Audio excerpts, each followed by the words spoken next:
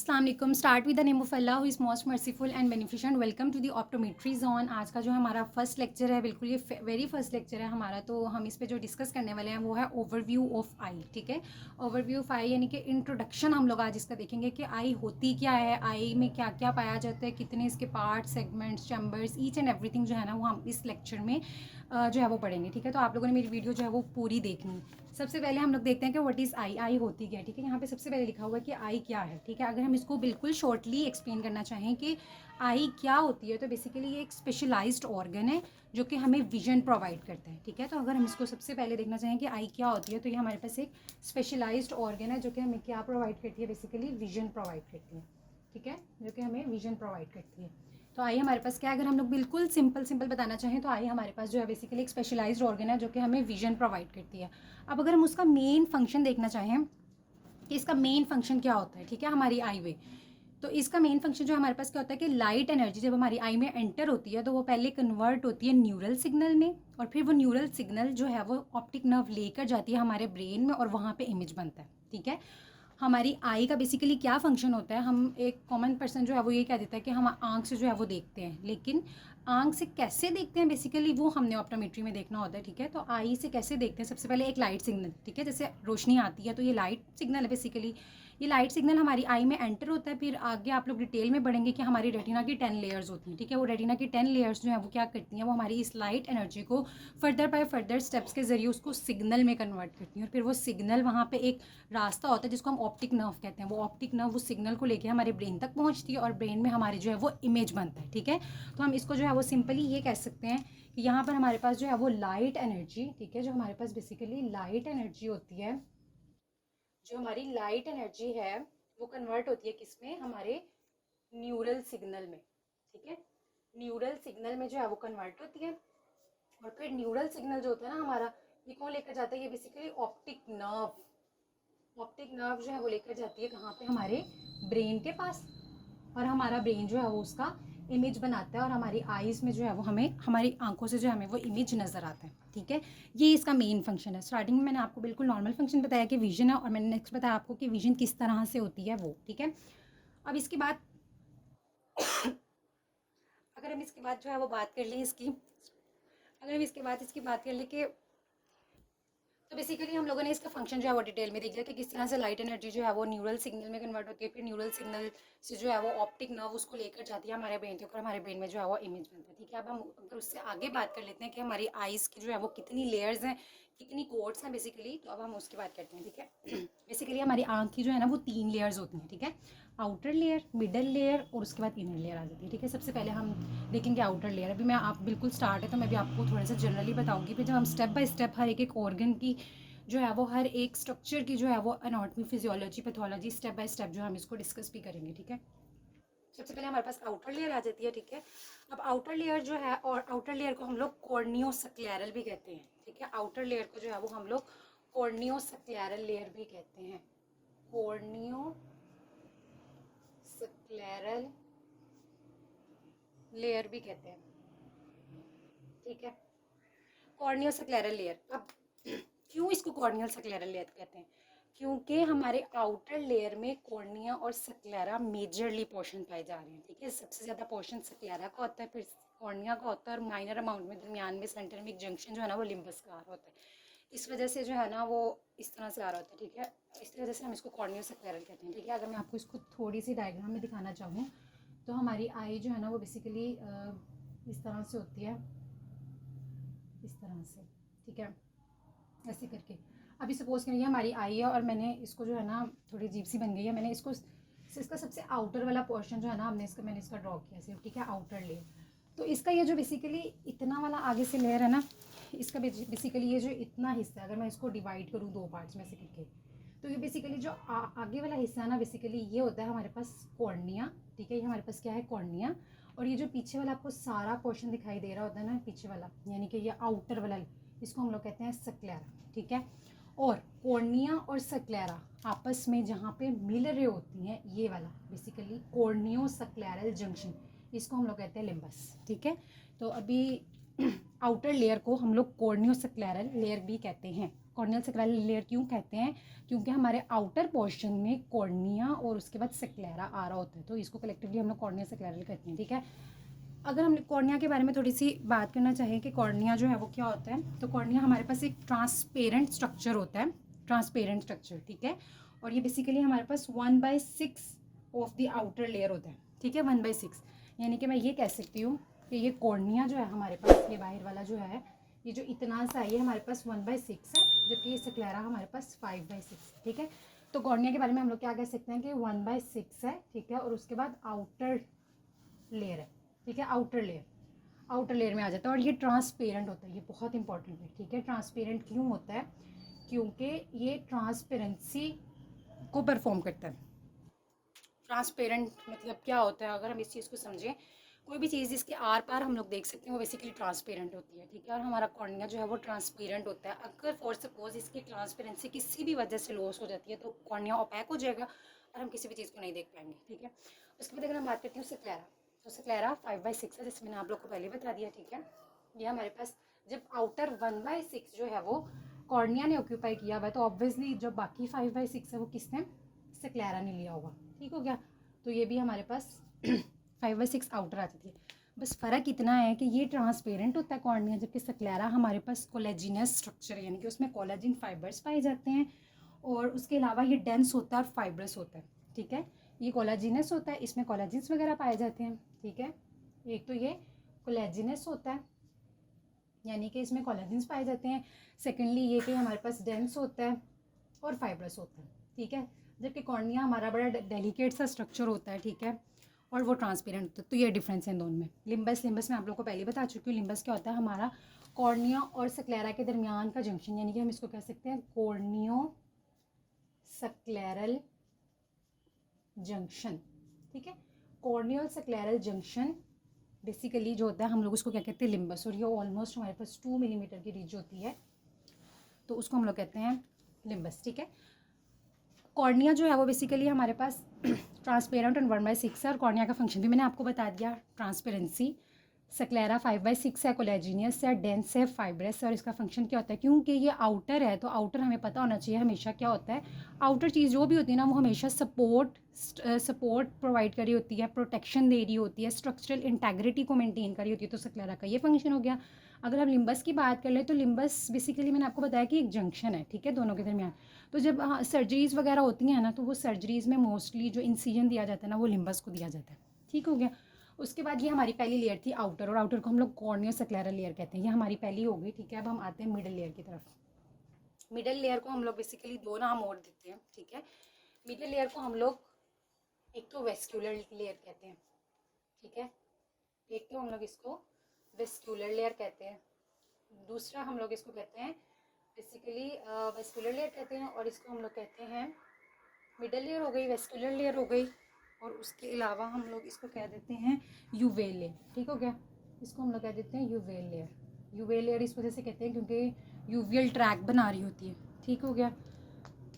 तो अब इसमें हमारे पास क्या क्या आ जाता है? इसमें हमारे पास 3 चीज़ें आ जाती हैं। आपकी आयरस आ जाती है, सिलियरी बॉडी आ जाती है, और कोरोइड आ जाती है, ठीक है। इसको मैं आपको ड्रॉ करके दिखाती हूँ कि ये किस तरह से होता है। ये देखें, हमने सबसे पहले देखा कि ये हमारे पास था आउटर लेयर, ऐसे है, ठीक है। ये हमारे पास आउटर लेयर है, ठीक है। ये आउटर लेयर में हमने कहा ये कॉर्निया है, ये सेक्लेरा है, दरमियान में लिम्बस है, ठीक है।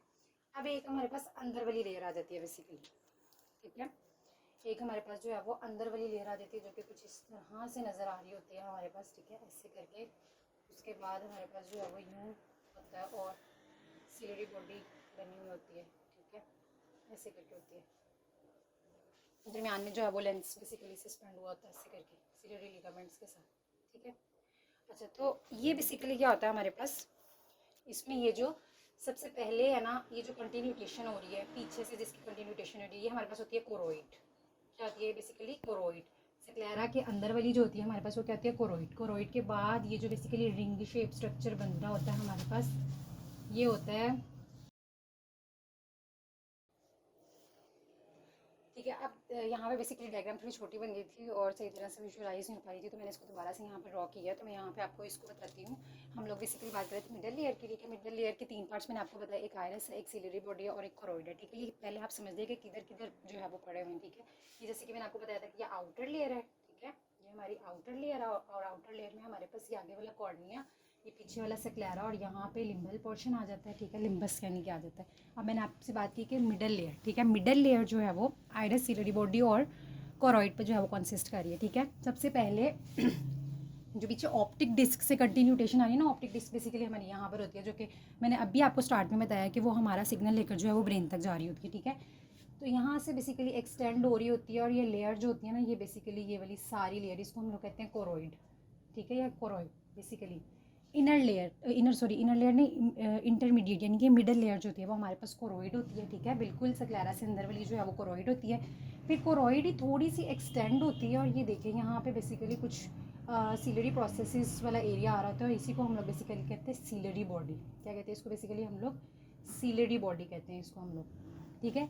सीलरी बॉडी कहते हैं। अभी मैं आपको बताती हूँ कि इसके फंक्शंस क्या होते हैं, असल में होता क्या है। अभी मैं आपको बस ये बता रही हूँ कि अगर आपके सामने आई का स्ट्रक्चर आ जाए तो आप वहाँ पे उसके ऑर्गन्स, ये जो स्ट्रक्चर्स हैं हमारे पास, उसको आप लोग विजुअलाइज कर सकें, ठीक है। और ये बेसिकली आगे ये जो स्ट्रक्चर बन रहा है, ये जो स्ट्रक्चर बन रहा है, इसको हम लोग कहते हैं आइरिस। इसको हम लोग कहते हैं बेसिकली आइरिस, ठीक हो गया। कंटिन्यूटेशन है बेसिकली, और ये पूरी मिलकर हम लोग इकट्ठी जब होती है ना, ये तीनों आइरिस, सिलरी बॉडी, कोरोइड्स को कलेक्टिवली हम लोग कहते हैं यूवेल ट्रैक, ठीक है। यूवेल ट्रैक जो है वो हम लोग इसको कह देते हैं, ठीक है। वेस्कुलर लेयर भी कहते हैं क्योंकि इसमें हमारे पास मेलानिन पाया जा रहा होता है। हमारी आँख का जब हम लोग अपनी आई देखते हैं ना, अब देखें यहाँ पर एक क्वेश्चन ये आ जाता है कि हमारी आई में आउटर लेयर जो है वो कॉर्नियो स्क्लेरल लेयर थी, ठीक है। और मैंने बात की कि कॉर्निया तो ट्रांसपेरेंट होता है, लेकिन अब हम अगर हम किसी भी पर्सन को देखें तो देखते ही हमें आँख, जब हम किसी की देखते हैं तो हमें तो वो कलरफुल नज़र आती है, यानी कि किसी का ब्लैक, किसी की आई ब्लैक होती है, किसी की जो है ब्राउन होती है, किसी की ब्लूइश होती है। तो वो कलर किस वजह से होता है? अभी मैंने कहा ना कि कॉर्निया तो ट्रांसपेरेंट होता है, तो फिर वो कलर कहाँ से आता है? वो बेसिकली मिडल लेयर में जो है वो हमारा एक पिगमेंट पाया जा रहा होता है। ये बहुत इंपॉर्टेंट जो है वो एमसीक्यू आता है कि हमारी वेस्कुलर लेयर या हमारी मिडल लेयर या हमारी आई में जो है वो कौन सा ऐसा एरिया है बेसिकली जहाँ पे मेलानिन पिगमेंट, यानी हमारी आई को जो है वो कौन कलर दे रहा होता है? तो वो बेसिकली मेलानिन पिगमेंट होता है, जो कि हमारी मिडल लेयर में, आइरिस में जो है वो पाया जा रहा होता है, ठीक है। अब अगर हम बात कर लेते हैं, ये आप लोगों को समझ में आ गया, ये कोरोइड है, कोरोइड से एक्सटेंड होकर सीलरी बॉडी और सीलरी बॉडी से एक्सटेंड होकर हमारे पास आइरिस आ जाते हैं, ठीक है। अब हम सबसे पहले आइरिस की बात कर लेते हैं, ठीक है। तो बेसिकली आइरिस जो है वो हमारे पास आ जाता है। आइरिस हमारे पास ना एक डायाफ्राम होता है। डायाफ्राम यानी कि आप लोग ये समझते हैं कि अक्सर हम लोगों ने ये वर्ड्स बुक में भी पढ़े हुए हैं, हमें टीचर्स भी बताते हैं कि डायाफ्राम की तरह आइरिस जो है वो एक डायाफ्राम है, आइरिस डायाफ्राम है। तो ये डायाफ्राम क्या चीज़ है? ये डायाफ्राम आप लोगों ने अक्सर देखा होगा, हम जब कैमराज वगैरह होते हैं हमारे पास, तो कैमरा पे एक बेसिकली ना सर्कुलर सा स्ट्रक्चर होता है, ठीक है। और वो सर्कुलर सा स्ट्रक्चर क्या होता है कि हम लोग जैसे ही पिक्चर वगैरह को क्लिक करते हैं तो वो सर्कुलर सा स्ट्रक्चर जो होता है वो अपने आप को, या तो उसके दरमियान जो स्पेस होती है, अपर्चर होता है, या तो वो उस साइज़ को कम करता है या उस साइज़ को ज़्यादा करता है। और हमें पता है कि हमारी साइज़ जो है वो कम या ज़्यादा क्यों होता है? ताकि हम लाइट की रेस को, अमाउंट ऑफ लाइट को कंट्रोल कर सकें। और अमाउंट ऑफ लाइट जो है किसी भी चीज़ को फोकस करने के लिए ज़रूरी होती है। हम लोगों ने जब किसी इमेज को देखना होता है, ठीक है, तो ऐसा तो नहीं ना होता कि हमें बहुत ज़्यादा अमाउंट ऑफ लाइट की ज़रूरत पड़े। हमारा आइरिस जो है बेसिकली वो उस अमाउंट ऑफ लाइट को कंट्रोल करता है कि आपको कितनी लाइट में जो है वो क्लियर इमेज नज़र आ सके, ठीक है। तो आइरिस को डायाफ्राम क्यों बोला जाता है? यहाँ पे ये बात समझ लेनी है हम लोगों ने कि आइरिस को डायाफ्राम क्यों बोला जाता है, क्योंकि डायाफ्राम और आइरिस बिल्कुल सेम तरह से काम करते हैं। डायाफ्राम भी जो है, हम लोग जब भी कोई पिक्चर वगैरह क्लिक करते हैं तो डायाफ्राम अपने आप का डायमीटर फ़ौरन से अपने आप को जो है चेंज करके अपने दरमियान में जो अपर्चर जो साइज़ होता है उसको फोकस करवाता है और उसकी साइज़ जो है वो कम करवा के अमाउंट ऑफ लाइट रेस को जो है वो यानी कि उनको नॉर्मलाइज़ करवा देता है। आइरिस भी इसी तरह से करता है। जैसे हम किसी बहुत ज़्यादा ब्राइट लाइट में जाते हैं तो हमारे आइरिस में कुछ मसल्स पाए जाते हैं और वो मसल्स फ़ौरन से क्या करते हैं, वो कंस्ट्रिक्ट करते हैं, ठीक है, ताकि हमारे पिपल का साइज़ जो है वो कम हो जाए और हमारी ज़्यादा से ज़्यादा लाइट अंदर ना जाए। अगर ज़्यादा से ज़्यादा लाइट अंदर जाएगी तो हमारे मैक्यूला पे जो है वो फिर मसला हो जाता है, ठीक है। और जैसे ही हम लोग डिम लाइट में जाते हैं तो हमारा पिपल जो है वो डायलेट कर जाता है। वो पिपल डायलेट क्यों करते हैं? क्योंकि हमारे आइरिस में जो है वो डायलेटर मसल्स होते हैं, तो वो उसको करवाते हैं, ठीक है। खैर अभी हम लोगों ने इतनी डेप्थ में नहीं जाना, हम लोग जो है बस अभी इतना कह सकते हैं कि आइरिस जो है वो एक डायाफ्राम है, ठीक है, जो कि क्या करता है, अमाउंट ऑफ लाइट को कंट्रोल करता है, ठीक है। आइरिस जो है हमारे पास बेसिकली एक डायाफ्राम है। Diaphragm act as a diaphragm, ठीक है। हमारा आइरस जो है वो एक डायाफ्राम है जो कि क्या करता है, कंट्रोल करता है अमाउंट ऑफ लाइट को, ठीक है, कंट्रोल अमाउंट ऑफ लाइट। अभी फिल वक्त हम लोगों ने बस इसको समझने के ये क्या चीज़ें हैं और उनके छोटे छोटे फंक्शंस की क्या चीज़ है, ठीक है। आइरस हमारे पास एक डायाफ्राम है और ये अमाउंट ऑफ लाइट को कंट्रोल करते हैं। किस तरह से अमाउंट ऑफ लाइट को कंट्रोल करते हैं हम लोग इंशाल्लाह नेक्स्ट भी देखेंगे। अभी भी मैंने आपको थोड़ा सा इसका ओवरव्यू दे दिया है कि हमारे आइरस में मसल्स पाए जाते हैं, स्फिंक्टर मसल्स होते हैं, डायलेटर मसल्स होते हैं, वो कंस्ट्रिक्ट करते हैं, डायलेट करते हैं, जिसकी वजह से हमारे प्यूपिल पे इफेक्ट आता है। प्यूपिल कंस्ट्रिक्टर जो है वो डायलेट करता है, जिसकी वजह से हमारे अमाउंट ऑफ लाइट जो है वो कंट्रोल हो जाती है। द नेक्स्ट जो है हमारे पास है वो है सीलरी बॉडी। सीलरी बॉडी किसकी एक्सटेंशन है, कोरोइड की एक्सटेंशन को हम लोग क्या बोलते हैं, सीलरी बॉडी बोलते हैं, ठीक है। और सीलरी बॉडी का जो मेन काम है ना सीलरी बॉडी का, एक्चुअली सीलरी बॉडी के ना दो पार्ट्स होते हैं, पार्स प्लाइकेटा और पार्स प्लाना। ये भी हम बाद में देखेंगे, लेकिन ये है कि अभी मैं आपको थोड़ा सा इसका बता देती हूँ कि सीलरी बॉडी का हमारा एक पार्ट होता है पार्स प्लाइकेटा, तो वो बेसिकली ना एक्वस ह्यूमर की प्रोडक्शन करता है। और एक्वस ह्यूमर क्या होता है, बेसिकली हमारे पास एक लिक्विड होता है जिसकी वजह से हम अपनी आई में, जो कि हमारी आई की शेप वगैरह को मेनटेन रखता है, ठीक है। तो सीलरी बॉडी के आपने दो फंक्शन याद रखने हैं। एक तो ये कि ये एक्वस ह्यूमर की, H stand for aqueous humour, ठीक है। एक तो एक्वस ह्यूमर की प्रोडक्शन और सेकंड इसका फंक्शन इतना इंपॉर्टेंट है, बहुत इंपॉर्टेंट है इसका सेकंड फंक्शन, वो है हमारे पास एकोमोडेशन, ठीक है। मैं आपको बिल्कुल जनरल सा बता देती हूँ। यहाँ पर ना बेसिकली हमारे पास लेंस सस्पेंड हुआ होता है, हमारी आँख में भी एक लेंस होता है, ठीक है। वो लेंस, ये सिलरी बॉडी में से ना कुछ जन्यूल्स आ रहे होते हैं, हम जिसको सस्पेंसरी लिगामेंट्स कहते हैं, ठीक है, जिनके साथ हमारे लेंस का कैप्सूल जो है ना वो अटैच होता है और उसके अंदर हमारे पास बेसिकली लेंस पाया जा रहा होता है, ठीक है। तो बेटा ये जो है ना एक्वस ह्यूमर की प्रोडक्शन है एक हमारे पास, और दूसरा एकोमोडेशन। सिलरी बॉडी के दो फंक्शंस होते हैं। एक्वस ह्यूमर की प्रोडक्शन वो मैंने आपको सिंपल सा बता दिया, बात पे बहुत डीप हो जाएगा, वो हम जब इसको पढ़ेंगे तो मैं आपको डिटेल में बताऊंगी, समझाऊंगी, ठीक है। सिलरी बॉडी की एक्वस ह्यूमर की प्रोडक्शन होती है, यानी कि सिलरी बॉडी में हमारे पास पार्स प्लाइकेटा होता है, पार्स प्लाइकेटा से एक्वस ह्यूमर की प्रोडक्शन होती है, और एक्वस ह्यूमर हमारी आई की जो है वो आई को जो है वो सपोर्ट प्रोवाइड करता है, आई की शेप वगैरह को मेनटेन रखता है, ठीक है, इंटीरियर में। जबकि वो मैं आपको अभी आपको बताती हूँ, ठीक है। अकोमोडेशन, अकोमोडेशन क्या होता है, जब हमारी, हम लोग जब कोई भी नियर वाला सब्जेक्ट पढ़ते हैं, एक दूर का हो जाता है एक नियर वाला हो जाता है। जब हम लोग नियर वाला सब्जेक्ट पढ़ते हैं, जैसे कि हम लोग अक्सर बुक रीडिंग कर रहे होते हैं या कुछ भी करीब का काम कर रहे होते हैं, तो करीब का काम करने के लिए बेसिकली हमारी आइज़ जो है वो फोकस करती हैं, ठीक है। वो फोकस किस तरह से करती हैं, वो एक प्रोसेस होता है जिसको हम लोग क्या कहते हैं, accommodation. Increase in the power of lens is known as accommodation. ये आप लोगों ने रट लेनी है, अच्छे से याद कर लेनी है। इसका प्रोसेस बेसिकली इसी तरह से होता है कि सिलरी मसल्स हमारे जो हैं वो कंस्ट्रिक्ट करते हैं यहाँ से, ये सिलरी बॉडी के मसल्स जो हैं वहाँ पे कंस्ट्रिक्ट करते हैं, ये जो न्यूज़ हमारी यहाँ पे टेंशन ज़्यादा हो जाती है।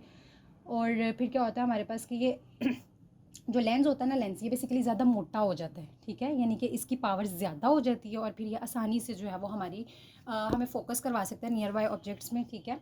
तो उसको हम लोग कहते हैं अकोमोडेशन। उसके बाद हमारे पास आ जाती है नेक्स्ट कोरोइड आ जाती है, ठीक है। कोरोइड हमारे पास बेसिकली ये इंटरमीडिएट मिडल लेयर है, ये हम कह सकते हैं। और कोरोइड का आपने सिंपल फंक्शन याद रखना है कि ये इसके अंदर कौन आएगा, अब इसके अंदर इनर वाली लेयर आएगी ना, तो ये कोरोइड क्या करेगा, ये अपने अंदर वाली लेयर्स को न्यूट्रिशन प्रोवाइड करेगा, ठीक है। तो इसको हम लोग इतना करेंगे, हमारे रेटिना में मैंने आपको स्टार्टिंग में भी बताया कि रेटिना की 10 लेयर्स होती हैं, ठीक है बेटा। तो कोरोइड जो है वो न्यूट्रिशन प्रोवाइड करेगा, बेसिकली टू 5 लेयर्स, ठीक है, 5 लेयर्स ऑफ रेटिना। तो ये हमारे पास बेसिकली 5 लेयर्स ऑफ रेटिना को न्यूट्रिशन प्रोवाइड करते हैं, ठीक है।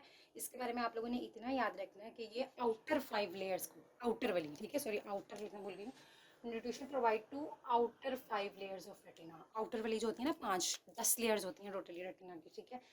तो जो आउटर 5 होती हैं उनको कोरोइड न्यूट्रिशन सप्लाई करता है, ठीक है। उसके बाद अगर हम बात कर लेते हैं इनर वाली लेयर, ठीक है, आउटर लेयर, मिडल लेयर और इनर लेयर। अब हम लास्ट इनर लेयर की बात करें अगर, तो इनर लेयर हमारी सबसे सेंसिटिव जो होती है ना आई की लेयर, वो बेसिकली होती है न्यूरोसेंसरी लेयर, ठीक है, रेटिना, जिसको हम लोग क्या कहते हैं बेसिकली रेटिना।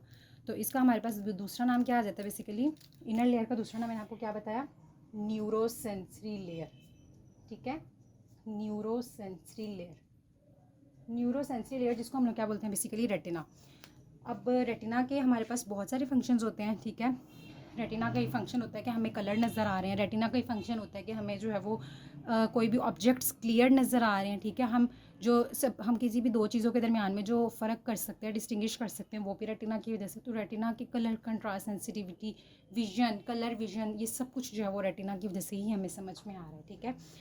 तो रेटिना के आगे बेसिकली आप लोगों को 2 एरोस नज़र आ रहे होंगे कि ये मैंने क्यों लगाए हुए हैं। मैंने आपको इसी वजह से लगाए हुए यहाँ पर कि मैं आपको बता सकूँगी। रेटिना में मैंने आपको पहले ही बताया इसकी 10 लेयर्स होती हैं, ठीक है।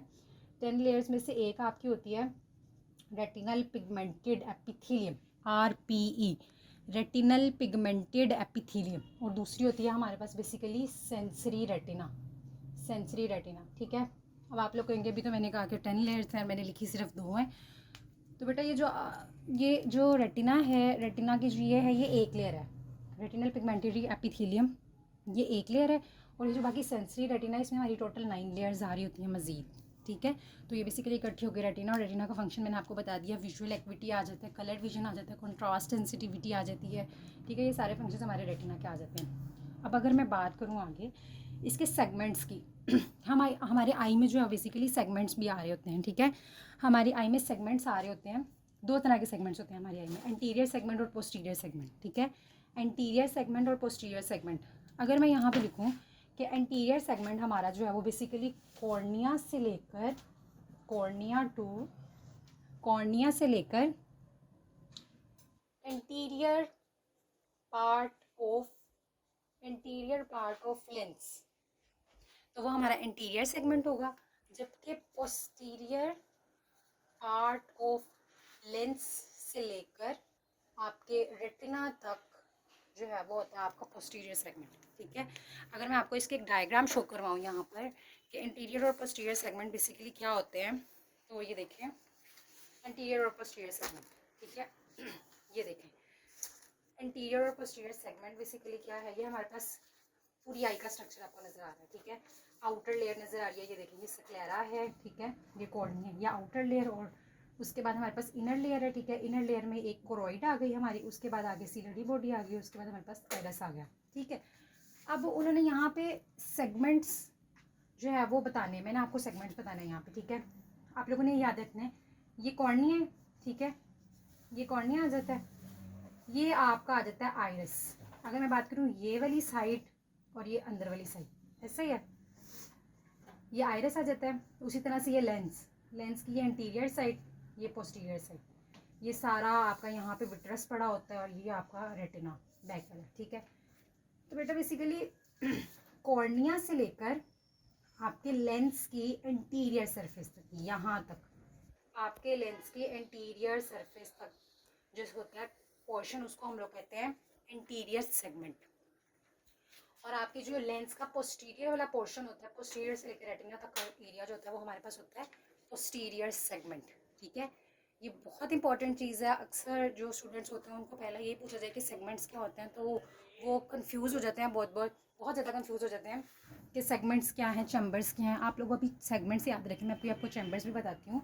कॉर्निया से लेकर लेंस को आपने रखना दिमाग में, ठीक है। लेंस की एंटीरियर सरफेस तक आपका एंटीरियर सेगमेंट, लेंस की पोस्टीरियर से लेकर रेटिना में जो भी चीज़ें आ जाती हैं वो सारा आपका क्या हो जाएगा, पोस्टीरियर सेगमेंट, ठीक है। तो यही बात मैंने यहाँ पे लिखी, कॉर्निया से लेकर एंटीरियर पार्ट ऑफ लेंस तक आपका क्या हो गया, एंटीरियर सेगमेंट, और posterior part of lens, posterior surface of lens से लेकर रेटिना तक का पोर्शन जो है वो आपका क्या आ जाता है, पोस्टीरियर सेगमेंट। ये मैंने आपको डायग्रामेटिकली भी दिखा दिया। अब हम देखते हैं कि आगे चैम्बर्स कितने होते हैं। जैसे कि हम लोगों ने सेगमेंट्स को जो है वो पढ़ लिया, ठीक है। आपको पता चल गया एंटीरियर सेगमेंट, पोस्टीरियर सेगमेंट, इसकी बाउंड्री का भी आपको पता चल गया कि कॉर्निया से लेकर एंटीरियर सरफेस ऑफ लेंस तक एंटीरियर सेगमेंट, और पोस्टीरियर सरफेस ऑफ लेंस से लेकर रेटिना तक जो है वो आपका पोस्टीरियर सेगमेंट आ जाता है। अब हम चैम्बर्स की बात करते हैं, ठीक है। आपने इसमें कन्फ्यूजन बिल्कुल भी क्रिएट नहीं करनी, ठीक है। अब हम लोग देखेंगे बेसिकली चैम्बर्स, ठीक है, चैम्बर्स। अब जैसे एंटीरियर सेगमेंट और पोस्टीरियर सेगमेंट था, इसी तरह से हमारे पास 2 होते हैं, एंटीरियर चैम्बर AC, और एक होता है हमारे पास पोस्टीरियर चैम्बर PC, ठीक हो गया, एंटीरियर चैम्बर और पोस्टीरियर चैम्बर, ठीक है। जो हमारा एंटीरियर चैम्बर होता है बेसिकली वो किस किस के दरमियान में होता है, कॉर्निया और आइरस के दरमियान, ठीक है। अब मैं आपको यहाँ पे बेसिकली डायग्रामेटिकली दिखाती हूँ दोबारा से एक चीज़ कि एक सेकेंड,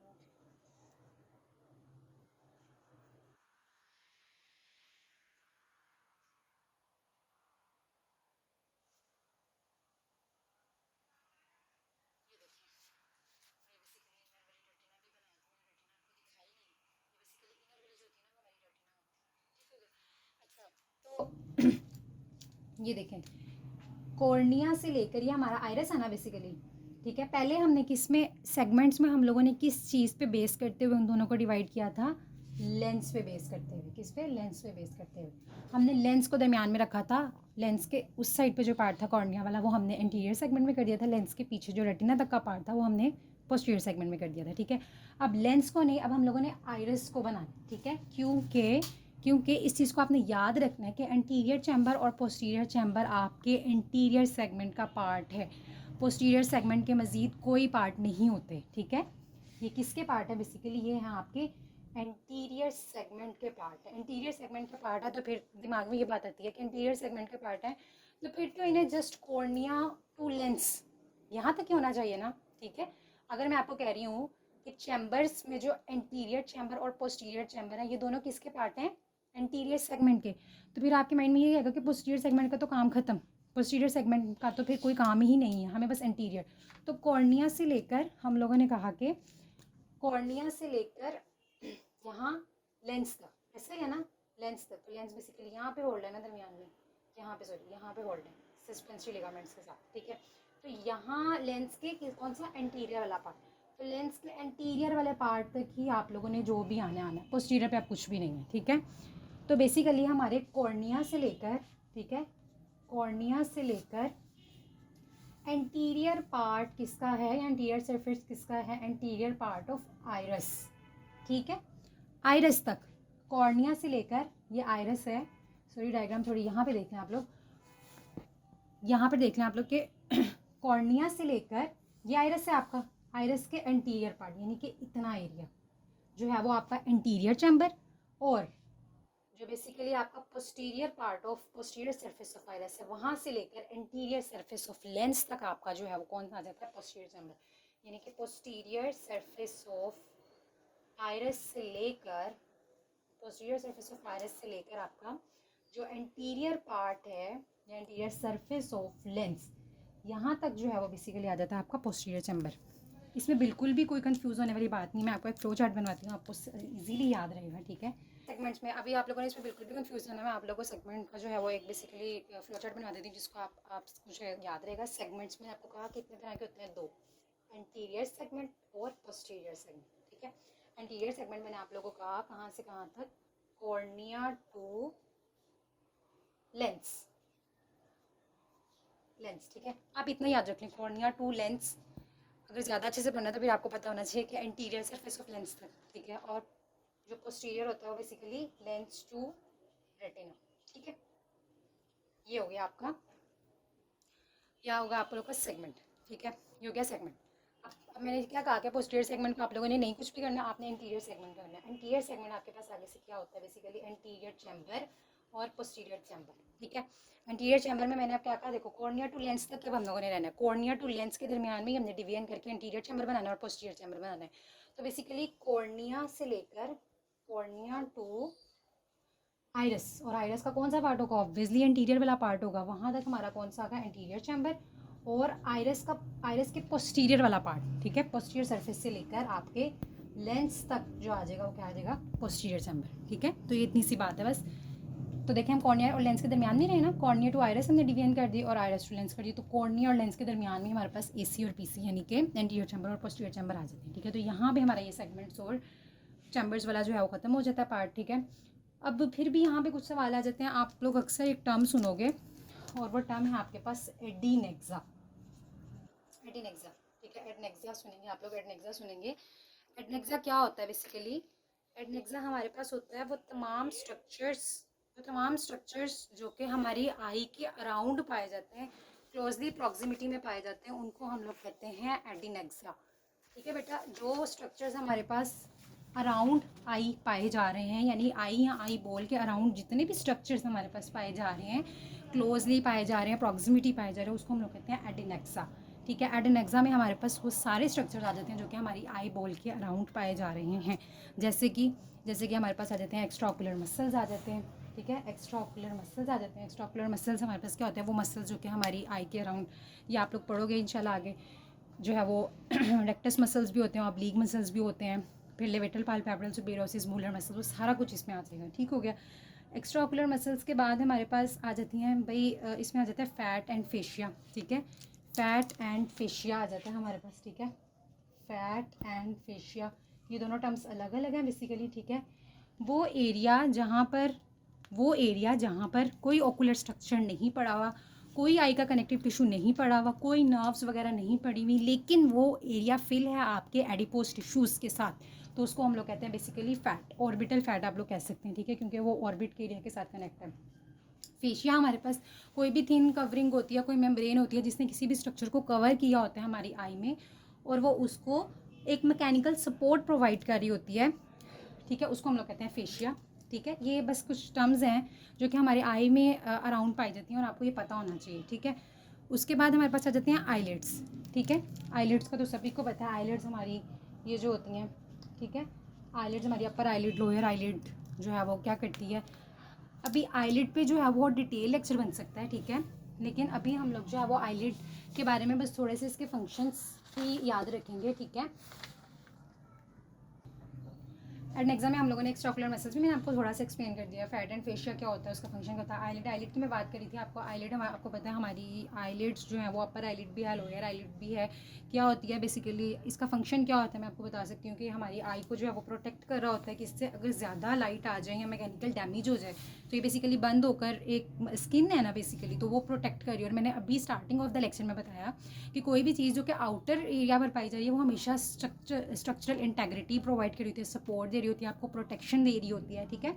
उसके बाद आईलिड के हमारे पास बहुत सारे फंक्शंस हैं, ठीक है, जैसे कि हमारी टीयर्स जो हैं वो आते हैं, आंसू जो हमारे आ रहे होते हैं, ठीक है, उनको भी जो है वो डिस्ट्रीब्यूट कर रहा होता है हमारी मीडियल कैंथस वाली साइड पे, इनर, ये टर्म्स हम लोग जो है वो पढ़ेंगे इंशाल्लाह, ठीक है। तो आईलेट्स के जो है वो काफ़ी ज़्यादा फंक्शंस होते हैं। आईलेट्स के बाद अगर मैं बात करूँ तो इसमें हमारे पास कंजक्टाइवा आ जाता है, हमारी टीयर फिल्म आ जाती है, ठीक है। टीयर फिल्म बेसिकली क्या होती है, टीयर फिल्म भी आप लोग पढ़ेंगे।